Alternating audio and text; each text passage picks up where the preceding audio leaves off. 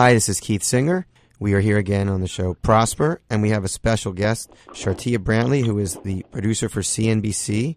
How are you, Shartia?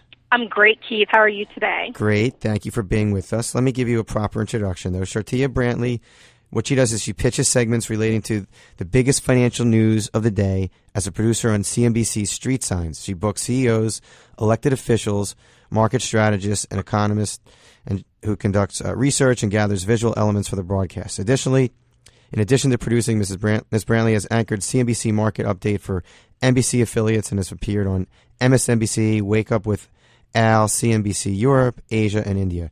She also served as a financial news contributor for The Grio for 5 years. In this role, she reported business and consumer news and anchored a weekly CNBC Market Update. Now, I know a lot of you, when you're not listening to Prosper with Keith Singer, are probably watching CNBC, so I wanted to make sure that we got someone from CNBC on to talk about what it's like over there.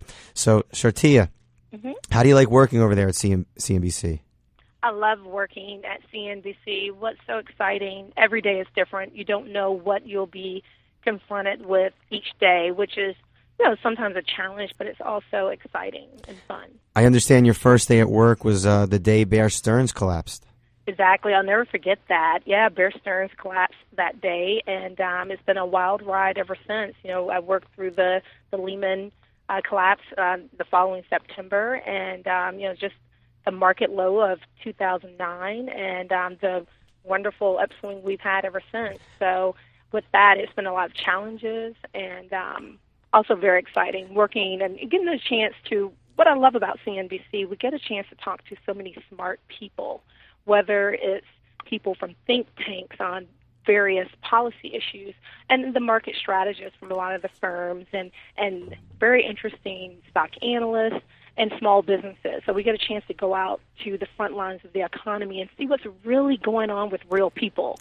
So it's a nice blend of, you get the market strategists from these firms, but also go out to the front lines of the economy and talk to people who are job creators. It's interesting. Their perspective. It's interesting that you say very smart people, because you would think if someone is a market strategist and they're renowned enough that they're appearing on CNBC across the nation, you'd think they'd be pretty smart. Why is it that on the same segment we're going to see one really, really smart guy say the market's going to do really, really well, or this stock's going to do really, really well, and then in the next breath you have another so-called expert on who's saying the opposite, the market's going to tank? Why do you think that is? Exactly, and we do that from time to time. We have, we call them bull-bear segments, and we can either have that on the overall economy, on overall markets, or on a particular stock. And when you're looking at various data points, you can find or make a bull case or a bear case for plenty of things. With the weather, if it's cloudy, you could say, oh, well, the bull case is, well, we'll get some much-needed rain. I guess it's confusing. The bear case could be, well, okay, that may ruin my garden party for this evening. So you can look at data, and it can be interpreted in different ways. Absolutely, and it probably makes people anxious when they hear really smart people disagreeing about what's going to happen. So you also mentioned you do segments on stocks. Have you ever watched one of your segments and then thought to yourself, you know what, I'm going to go out and buy that stock? Well, working at CNBC, we personally are not allowed to hold individual shares of stocks. No matter what you do, huh? Otherwise, no matter. They're scared. They're scared you're going to buy a stock and then have like great segments every week on that stock, make the price go up, right? I know, right? So no, as a result, that would be a good thing if you could do it. Yeah, well, no comment there, but yeah, we are not allowed to hold individual shares, which is good because it allows us to be objective. We don't have any skin in the game, so we can have those discussions on, okay, what are some issues with this stock, or what's the bull case for that stock? So it allows us to be objective, which I think provides value to our viewers. I think I want to ask you something I'm sure all the listeners are wondering. Do you ever see Kramer in the employee cafeteria over there? I do run into him from time to time in the hallways or in the cafeteria. He has that great energy you see on air. He has it in person as well. Do they serve you lunch there? Oh, we have a cafeteria. I bring my lunch, because I try to eat healthier and watch my sodium intake. So I'm that person that brings their lunch most days. All right, on more serious things, obviously, people are wondering what's going to happen in the market. I know no one really knows the answer, but I'm sure one thing we can agree on, that when the markets are, when there's some sort of crisis, I bet your ratings are through the roof over there at CNBC. Well, we do get an uptick in viewership because everyone is concerned about their money, whether you have tons of individual, shares in individual stocks, or if you have your 401k that, is you receive matching contributions from your employer. Everyone is concerned about what's happening with their money, not only in the long term, but in the near term. So are you ever secretly hoping that the market will crash so that ratings will be higher? No. Okay. But it does, it does, I think, when there is breaking news, whether it's the Dow is up or down triple digits, or if there's a major news event, the newsroom does come alive, so to speak.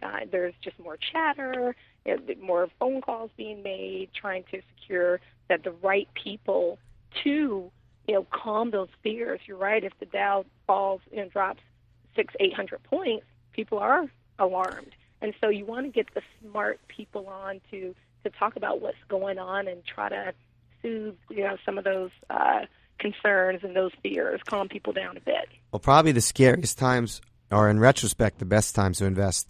If you think about it, in 2008 and 2009, when the markets were at lows and people were scared, is it going to keep going down and down and down? And if you suggested to people at that time, now's a good time to get in, most people will look at you like you're crazy. Are you crazy? I'm not going to touch stocks right now. It's so risky. But in retrospect, that was the best time to invest yet. Exactly. We have that discussion all the time, whether or not investors, the retail investor out there is waiting too late to jump in. Now they're jumping back in. It's like, okay, we're at Dow 17,000. Is this really the right time to jump in? So, there's always that discussion on when is the best time. And some people say, a lot of people believe when the markets are down, take advantage of the buying opportunity. Right. And so many times people feel there's a lag with the retail investor, though. You think the retail investors are at a disadvantage, trying to compete against institutions? Think they get the short end of the stick? Well, I think that's just an issue of information, how you digest information. I think with websites like CNBC.com, if you watch our network, you get real-time what's going on. I think retail investors may be a little bit more reluctant on when to act. So, maybe you're waiting for a certain price point or what have you. You may miss out on an opportunity sometimes. Right. I think that's the issue. Is the information is there. Yeah, and certainly some people can say, whether some people are privy to more information than the retail investor, but for the most part, there's too much information. So there's too much information sometimes. People don't know what to focus on. Oh my gosh, that is true, and that's why people, I'm sure, come to you and other experts to try and guide them and try to align their goals with what they should be doing today, to reach their objectives 10, 20, 30 years from now. Having so much information definitely helps people like me have the ability to help people and help them focus. And it is tricky out there, so we're able to help do that, obviously. With all the information out there, I'm sure you've had many interesting guests. Wow, I've had interest. Wow, that's a very good question. Since I've been here, I've had the opportunity to have Vanilla Ice on. Vanilla Ice. Yes, baby. Vanilla Ice. Yes, he is a major house flipper, and he has that show. So we actually had him on to give us a different perspective on the housing market. Is he being successful at that? He's been very successful at it. We haven't had him on in a while, but when he was on, he was doing well, and his show was doing well. So that's an interesting guest. I actually love having small businesses on. So a couple of weeks ago for Jobs Friday, we had two CEOs on, one in the hair products industry, another one in the air products business. They make air product solutions for various equipment. And just to get their read on if they're hiring and the challenges they're facing in terms of finding good people, the skills gap, their perspective on how, maybe our tax system is holding them back from hiring, or the impact of Obamacare, and just to get that real, what are real people going through, and just how much challenging it is today versus 10 years ago to launch a business, and some of the things they've been through. So I think those are the types of segments I get more of a kick out of. What do you mean Jobs Friday? What does that mean? Oh, that's when great question, when the Labor Department releases the unemployment report. Typically, it happens the first Friday of each month. Okay. And so we try to do something different each month, reach out to some small businesses and just get their perspective on the economy and whether or not they're hiring. Gotcha. So we just call it Jobs Friday. So let me ask you this. What's next? Are you ever going to be on behind the camera? Well, my goal is to do reporting. I think today's journalist pretty much has to do it all. So I enjoy producing, but I definitely want to do more on-air reporting and anchoring as well as I move forward in my career. But this has been a great, great launch.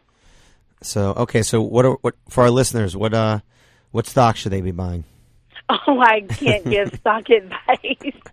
That's why they should tune in to CNBC all day, but particularly tune into Street Signs from 2 to 3 p.m. Eastern with Mandy Drury and Brian Sullivan, and all the great guests that we have for them on a daily basis to help them navigate this market. All right, so when you're not listening to Prosper, tune into Street Signs. And, That's right. I want to thank you for being with us, and great luck on the rest of your career. All right, Keith, thank you so much for the opportunity. I really enjoyed it. Thank you so much.